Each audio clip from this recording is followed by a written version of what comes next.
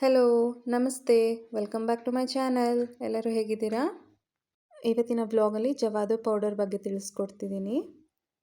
ನಾನು ಈ ಪೌಡರ್ನ ಟ್ಯೂಸ್ಡೇಸು, ಫ್ರೈಡೇಸ್ ಹಾಗೆ ವಾರಗಳಲ್ಲಿ ಯೂಸ್ ಮಾಡ್ತೀನಿ. ಒಂದು ಡಿವೈನ್ ಫ್ರ್ಯಾಗ್ರೆನ್ಸ್ ಕೊಡುತ್ತೆ ಈ ಪೌಡರು. ತುಂಬ ಶ್ರೇಷ್ಠವಾಗಿದೆ ಕೂಡ.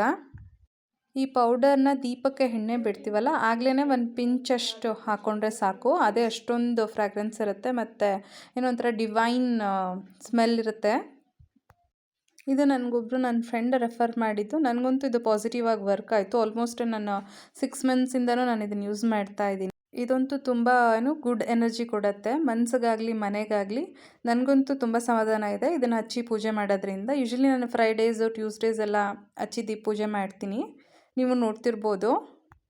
ನಮ್ಮ ಮನೆ ದೇವ್ರು ಬಂದು ಆಂಜನೇಯ. ಆ್ಯಂಡ್ ಪ್ರತಿ ಶನಿವಾರ ಕೂಡ ನಾವು ವಾರ ಮಾಡೋದ್ರಿಂದ ಇದನ್ನು ಹಚ್ಚಿ ಪೂಜೆ ಮಾಡ್ತೀನಿ. ಸೊ ದಟ್ ನನಗಂತೂ ಡಿವೈನ್ ಫೀಲಿಂಗ್ ಇರುತ್ತೆ ಇದನ್ನು ಹಚ್ಚಿ ಪೂಜೆ ಮಾಡೋದ್ರಿಂದ. ಪಾಸಿಟಿವ್ ಫೀಲ್ ಮಾಡ್ಬೋದು.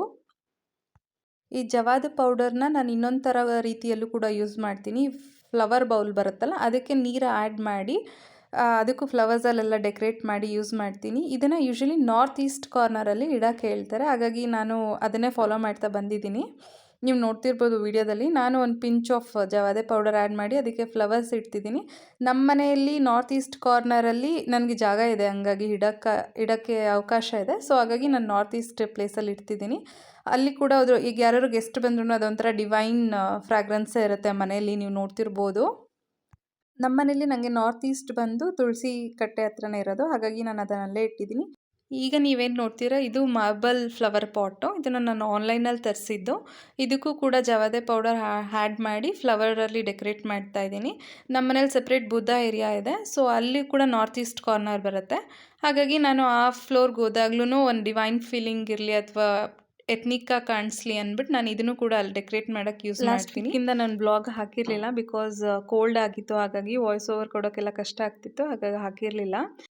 ವಾರಗಳಲ್ಲಿ ಈ ರೀತಿ ಪೂಜೆ ಮಾಡೋದ್ರಿಂದ ಏನೋ ಒಂದು ಸ್ಪೆಷಲ್ ಫೀಲ್ ಅನಿಸುತ್ತೆ. ಇದಾಗಿತ್ತು ನಮ್ಮ ಮನೆಯ ವಾರದ ಪೂಜೆ. ನಿಮಗೆಲ್ಲ ಹೇಗನ್ನಿಸ್ತು ಅಂತ ಕಮೆಂಟಲ್ಲಿ ತಿಳಿಸಿ. ನಾನು ಕೊಟ್ಟಿರೋ ಇನ್ಫಾರ್ಮೇಷನ್ ಯೂಸ್ಫುಲ್ ಆಗಿದೆ ಅಂತಂದರೆ ಪ್ಲೀಸ್ ಹಾಗೆ ಲೈಕ್ ಮಾಡಿ, ಶೇರ್ ಮಾಡಿ. Thank you everyone. See you soon.